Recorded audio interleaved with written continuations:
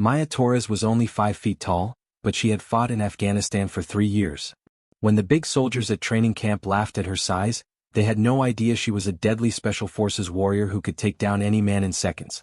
Before watching full story, comment below from where are you watching. Also like and subscribe for more stories. Maya Torres stepped off the military transport bus at Fort Braxton Elite Training Facility on a hot Monday morning in July. At just 5 feet 2 inches tall and weighing 125 pounds, she looked tiny compared to the other soldiers getting off the bus. Her brown hair was pulled back in a tight bun, and her combat boots were polished to a mirror shine. On her uniform chest, she wore a combat infantryman badge and several service ribbons that told the story of 3 tours in Afghanistan with the 75th Ranger Regiment. The other trainees climbing off the bus were all men, and they were all much bigger than Maya. The smallest of them was at least 5 feet 10 inches and 180 pounds. Most were over 6 feet tall and built like professional football players. Their muscles bulged under their uniforms, and they carried themselves with the confidence of men who had always been the biggest and strongest in any room they entered. As Maya grabbed her duffel bag from the luggage compartment, she heard the first comments.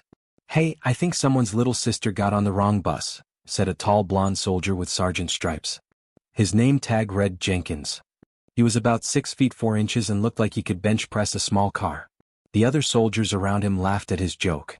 Another soldier, a Hispanic man named Rodriguez who was almost as big as Jenkins, shook his head and said, "Seriously, how did someone that tiny even make it past basic training? She looks like she weighs about as much as my left leg." More laughter followed his comment. Maya said nothing and simply slung her bag over her shoulder. She had heard these types of comments countless times during her 8 years in the military. Early in her career, she used to get angry and try to argue with people who judged her by her size. But she had learned that words were worthless, only actions mattered. She would let her performance speak for itself, just like she always did. The group of new trainees walked toward the main building where they would register for the Advanced Combat Skills course. This was a 4-week program designed to teach elite hand-to-hand combat techniques, advanced weapons training and tactical operations to experienced soldiers. Only the best soldiers from each unit were selected to attend this school. As they walked, Maya listened to the conversations around her. The other soldiers were bragging about their physical fitness scores, how much weight they could lift, and how tough their previous training had been. They spoke about combat like it was a wrestling match where the biggest and strongest person always won. Jenkins was telling a story about a bar fight he had been in the previous month. "This guy was talking trash, so I picked him up and threw him through a table," he boasted. "That's what happens when you mess with someone who can deadlift 400 pounds. The other soldiers were impressed and asked him questions about his workout routine. Maya knew that these men had probably never been in real combat. She could tell from the way they talked about fighting that their experience came from gym training and maybe some basic military exercises. Real combat was nothing like lifting weights or winning bar fights. In actual battle, the soldier who survived was usually the one who was smarter, faster, and better trained, not necessarily the biggest. During her 3 tours in Afghanistan, Maya had been in more firefights and close-quarters combat situations than she could count. She had saved the lives of her fellow Rangers multiple times, and she had earned commendations for her bravery under fire. Her small size had actually been an advantage in many situations. She could move through tight spaces that larger soldiers couldn't navigate, she could hide in places where bigger people would be spotted, and enemies often underestimated her until it was too late. When they reached the registration building, Maya got in line behind the other trainees. The clerk at the desk was a middle-aged staff sergeant who looked bored with his job. When each of the big male soldiers approached the desk, he handed them their paperwork with a professional nod and said things like, "Good luck, soldier," or "Make us proud." When Maya stepped up to the desk, the clerk looked up with surprise. He glanced at her paperwork, then looked at her again with confusion. "Are you sure you're in the right place, miss?" he asked. "This is the Advanced Combat Skills course. It's pretty intense training. Maybe you're looking for the administrative school down the road?" Maya handed him her orders and military ID. "Staff Sergeant Maya Torres reporting for Advanced Combat Skills course as ordered," she said in a calm, professional voice. The clerk read through her paperwork more carefully. His eyebrows went up when he saw her unit designation and combat decorations. 75th Rangers, huh? He said with new respect in his voice. "Well then, welcome to Fort Braxton, Sergeant Torres. Your barracks assignment is Building C, Room 12. Training starts at 0600 hours tomorrow." Maya thanked him and headed toward the barracks building.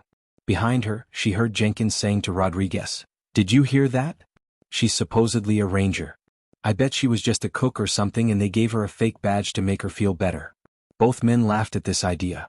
The barracks building was a long, single-story structure that housed all the trainees for the course.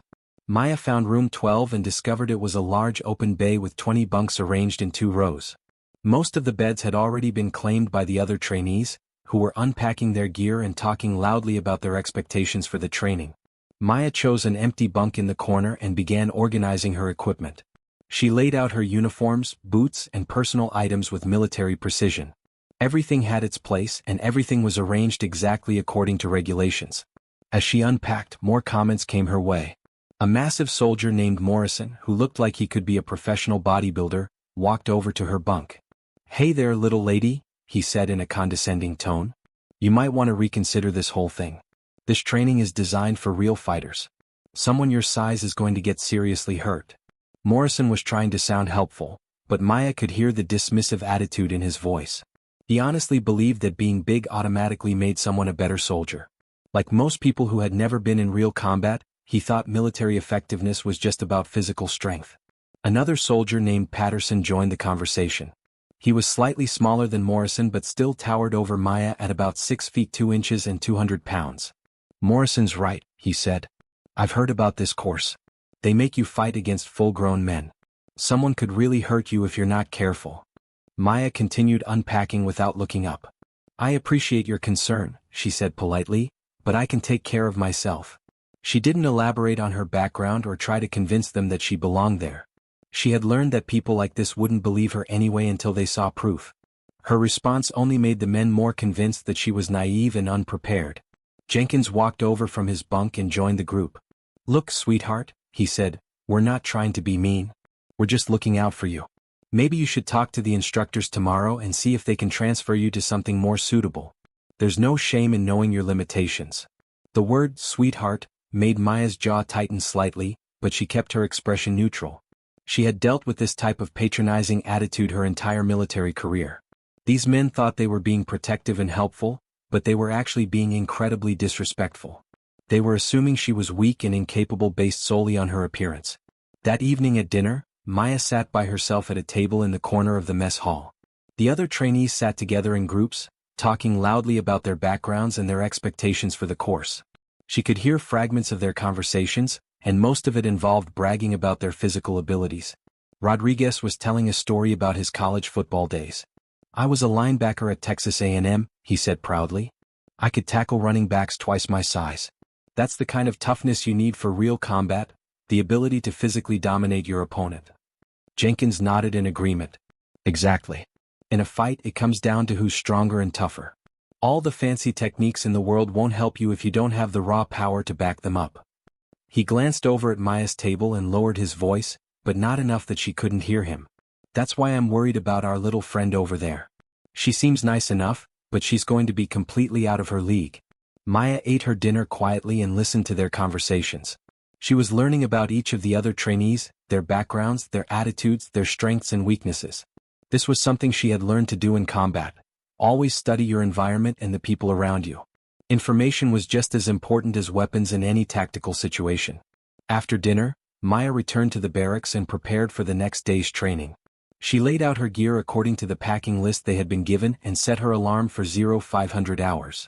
Around her, the other trainees were still talking and joking with each other. Several of them tried to include her in their conversations, but their attempts were clearly motivated by pity rather than genuine respect. Morrison approached her bunk again before lights out. "Hey, if you need any help tomorrow, just let me know," he said. "I've been through a lot of tough training programs and I know how overwhelming they can be for someone who's not used to this kind of thing." Maya thanked him politely but didn't commit to accepting his help. She could see that Morrison genuinely thought he was being kind, but his offer was based on the assumption that she was unprepared and would need rescue by a stronger man. This attitude was exactly what Maya had been fighting against her entire career. The next morning, all the trainees assembled in the main training facility at 0600 hours sharp. The building was a large gymnasium with wrestling mats, punching bags, weight equipment and various training obstacles. At the front of the room stood 3 instructors, all of whom looked like they could handle any challenge thrown at them. The lead instructor was Master Sergeant Williams, a 6 feet 4 inches, 220-pound man with 15 years of combat experience and arms covered in military tattoos. Standing next to him were Staff Sergeant Chin, a martial arts expert with a black belt in multiple disciplines, and Sergeant First Class Murphy, a former Special Operations soldier who specialized in close-quarters combat. Master Sergeant Williams stepped forward to address the group. "Gentlemen," he began, then paused when he saw Maya. "And lady," he added awkwardly. "Welcome to the Advanced Combat Skills course. Over the next 4 weeks, you will learn hand-to-hand combat techniques that could save your life in real combat situations." Williams continued his introduction, explaining the structure of the course and what would be expected of the trainees. But Maya noticed that his eyes kept returning to her with a concerned expression. Like the other soldiers, he seemed worried that someone so small would be out of place in such an intense training environment. When Williams finished his opening remarks, Sergeant Chin stepped forward to begin the first lesson on basic fighting stances and defensive positions. "Find a partner and we'll start with some fundamental techniques," Chin instructed. Immediately, all the male trainees paired up with each other, leaving Maya standing alone. The instructors noticed this and exchanged glances. Master Sergeant Williams approached Maya with an apologetic expression. "Sergeant Torres," he said quietly, "perhaps you should observe for today while you get familiar with the training environment. We don't want anyone to get hurt on the first day." His tone was protective, like a father talking to his daughter. Maya understood what was happening. The instructors were treating her differently because of her size, just like everyone else had been doing. They were assuming she needed special consideration and protection from the regular training that the men would receive. "I'm ready to participate fully, Sergeant," Maya replied respectfully but firmly. "I didn't come here to observe." Williams looked uncertain. He clearly didn't want to be responsible for a small woman getting injured during his training program. After a moment of hesitation, he nodded toward Patterson, who was one of the less aggressive-looking trainees. "Patterson, you're with Sergeant Torres. Take it easy and focus on technique rather than power." Patterson looked uncomfortable with this assignment. He had been hoping to partner with one of the bigger, stronger men so he could test his abilities against a real challenge. Being paired with the tiny woman felt like being asked to babysit rather than participate in serious combat training. For the first exercise, Chin demonstrated basic defensive blocks against straight punches. The trainees were supposed to practice these blocks with their partners, starting slowly and gradually increasing the speed and intensity. Patterson threw extremely slow, gentle punches toward Maya, moving at about half the speed that the other pairs were using.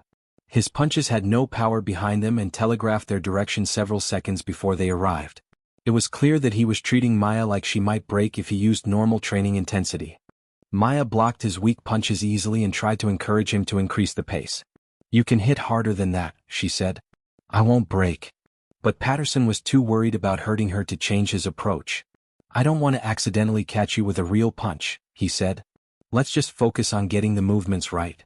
Around them, the other pairs were training with much more realistic intensity.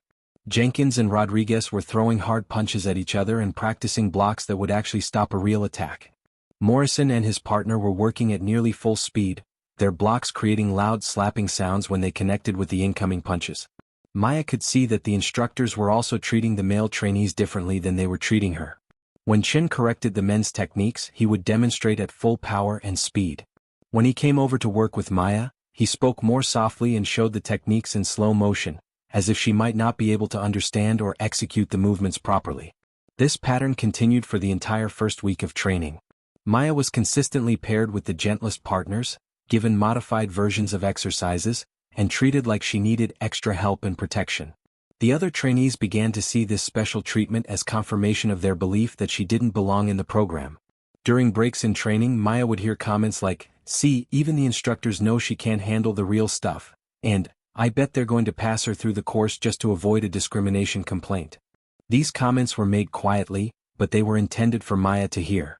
The most frustrating part for Maya was that she wasn't being allowed to demonstrate her actual abilities. Every exercise was watered down for her benefit. Every partner was instructed to go easy on her, and every technique was taught to her as if she was a complete beginner. She felt like she was being held back rather than challenged. By the end of the first week, Maya had had enough of the condescending treatment. She decided that she needed to find a way to show everyone, both the instructors and the other trainees, what she was actually capable of. She just needed the right opportunity. That opportunity came during the second week of training, when the course moved into more advanced combat techniques. Master Sergeant Williams announced that they would be learning disarmament procedures, techniques for taking weapons away from attackers in close-quarters combat situations. Disarmament is one of the most dangerous aspects of hand-to-hand combat, Williams explained to the group. It requires perfect timing, precise technique, and complete commitment. If you hesitate or make a mistake, you could be seriously injured or killed. Williams looked around the room at the assembled trainees. I need a volunteer to help me demonstrate the basic principles of disarmament. Who's willing to step up? Every hand in the room shot up immediately except for Maya's. All the male trainees were eager to test themselves against the master instructor. They saw this as an opportunity to prove their toughness and maybe even show that they could give Williams a real challenge. Williams scanned the raised hands and his eyes settled on Maya, who was standing quietly with her hands at her sides. Sergeant Torres, he said, how about you help with the demonstration? Maya was surprised by this choice, but she nodded and stepped forward. Around the room, she could see the other trainees exchanging glances and smirking. They were expecting to watch an entertaining demonstration where the tiny woman would be easily overpowered by the massive instructor. Jenkins whispered loudly enough for everyone to hear, this should be good. He'll probably have to go in slow motion so she can keep up. Rodriguez chuckled and added, I hope someone's recording this. It's going to be hilarious. Williams and Maya walked to the center of the training mat while the other trainees gathered in a circle around them. The size difference was dramatic. Williams looked like he could pick Maya up with one hand. His arms were thicker than her legs and he had at least 95 pounds on her. Now, the key to successful disarmament, Williams said to the group, is to use leverage and technique rather than trying to overpower your opponent. He turned to Maya and spoke quietly. Don't worry, Sergeant. I'll go easy on you. Just try to follow along and we'll make this look good for the guys. Maya nodded but said nothing. She took a relaxed fighting stance and waited for Williams to make his move. The instructor was clearly planning to demonstrate some basic defensive techniques while being as gentle as possible with the small woman. Williams reached toward Maya's arm slowly, intending to grab her wrist in a simple hold that she could easily escape from using the techniques they had been learning. He was moving deliberately and telegraphing his intentions so that Maya would have plenty of time to react. But the moment Williams' hand came within range, Maya's 3 tours of combat experience and years of advanced special operations training took over. Her body moved with lightning speed and deadly precision, executing techniques that most of the people in that room had never seen before. In less than 2 seconds, Maya had trapped Williams' extended arm, twisted it behind his back in a painful submission hold, and swept his legs out from under him with a move that sent him crashing to the mat. She controlled his descent so that he landed hard but without serious injury, and she maintained the arm lock that left him completely helpless. The entire room fell silent. Every person watching stood frozen in shock, unable to believe what they had just witnessed. The biggest, toughest, most experienced instructor at the facility had been taken down instantly by the smallest person in the room. Williams tried to move but quickly realized that he was trapped in a submission hold that would break his arm if he struggled against it. Maya had positioned herself perfectly to control his entire body using leverage and technique that neutralized his size and strength advantages. Tap out, Sergeant, Maya said quietly but firmly. Williams immediately tapped his free hand against the mat, the universal signal for surrender in combat sports. Maya released the hold and stepped back, offering her hand to help the instructor to his feet. Williams got up slowly, rubbing his sore shoulder and looking at Maya with a mixture of surprise, respect, and professional curiosity. The cocky confidence that had been on his face moments earlier was completely gone. Where did you learn to do that? Williams asked, his voice full of genuine amazement. Maya's response was calm and matter-of-fact. 3 tours in Afghanistan with the 75th Ranger Regiment, Sergeant. Close quarters combat and special operations. I was trained by some of the best fighters in the military. The silence in the room continued for several more seconds as everyone processed what they had just seen and heard. Maya Torres wasn't just some small woman who had somehow ended up in the wrong training program. She was a highly decorated special operations veteran with more real combat experience than everyone else in the room combined. Williams turned to address the group of stunned trainees. Gentlemen, let this be a lesson to all of you. In real combat, size and strength mean nothing if you don't have the proper training and experience. Sergeant Torres has just demonstrated combat techniques that are far more advanced than anything we'll be teaching in this course. Jenkins, who had made more jokes about Maya's size than anyone else, stepped forward nervously. His face was red with embarrassment. Ma'am, I apologize for the things I said before. I didn't know about your background. Maya looked at him steadily. You didn't know because you made assumptions based on my appearance rather than my qualifications. In combat, that kind of thinking gets soldiers killed. Rodriguez also approached, looking equally embarrassed. Sergeant Torres, I was completely out of line with my comments. I hope you can forgive us. Maya nodded, but her expression remained serious. The important thing is that you learn from this experience. Your fellow soldiers come in all shapes and sizes, but their value isn't determined by their physical appearance. It's determined by their training, their experience, and their commitment to the mission. Master Sergeant Williams was still processing what had happened. He had 15 years of military experience and considered himself to be an expert in hand-to-hand combat, but Maya had defeated him using techniques that he had never encountered before. Her movements had been so fast and precise that he hadn't even had time to react. Sergeant Torres, Williams said, would you be willing to show us some of the techniques you learned in special operations? I think we could all benefit from your expertise. Maya agreed, and for the rest of that training session she became the instructor while Williams and the others became students. She demonstrated the advanced combat techniques that had been developed specifically for special operations soldiers, techniques that emphasized speed, precision, and leverage over brute force. The other trainees watched in amazement as Maya explained how smaller fighters could defeat larger opponents by targeting specific pressure points, using an attacker's momentum against them, and exploiting the mechanical disadvantages that came with being bigger and heavier. The key, Maya explained, is to never fight your opponent's strengths. If someone is bigger and stronger than you, don't try to overpower them. Instead, use techniques that turn their size into a weakness. Larger people have longer limbs that can be manipulated, higher centers of gravity that can be disrupted, and more mass that can be redirected. She demonstrated these principles by sparring with several of the larger trainees, always with their consent and with safety precautions in place. In each case, she was able to neutralize their size advantages using techniques that most of them had never seen before. Morrison, the biggest trainee in the group, volunteered to spar with Maya. He was respectful and careful, but he was also genuinely curious to see how someone so much smaller could effectively fight against someone his size. Within seconds, Maya had demonstrated 3 different ways to take Morrison down without using any significant force. She showed him how his longer reach could be turned into a liability, how his higher center of gravity made him vulnerable to certain types of attacks, and how his greater mass could be redirected to work against him. This is incredible, Morrison said after their demonstration. I've never learned anything like this in all my years of training. Over the following weeks, the entire atmosphere of the training course changed. Instead of treating Maya like someone who needed protection and special consideration, the other trainees began asking for her advice and requesting to train with her. They realized that her knowledge and experience were far more valuable than anything they could learn from traditional size-based training. The instructors also completely changed their approach to Maya. Instead of giving her modified exercises and easier training partners, they began incorporating her expertise into their lesson plans. Williams asked her to co-teach several classes on advanced combat techniques. Sergeant Torres, Williams said one day after a particularly effective training session, I have to admit that when I first saw you, I thought you might be in over your head. But you've taught me more about real combat in the past 2 weeks than I learned in my previous 5 years as an instructor. Maya appreciated the acknowledgement, but she also used it as a teaching moment. The lesson here isn't just about fighting techniques, Sergeant. It's about the importance of never making assumptions about people based on their appearance. Some of the most effective soldiers I served with in Afghanistan were people that others underestimated.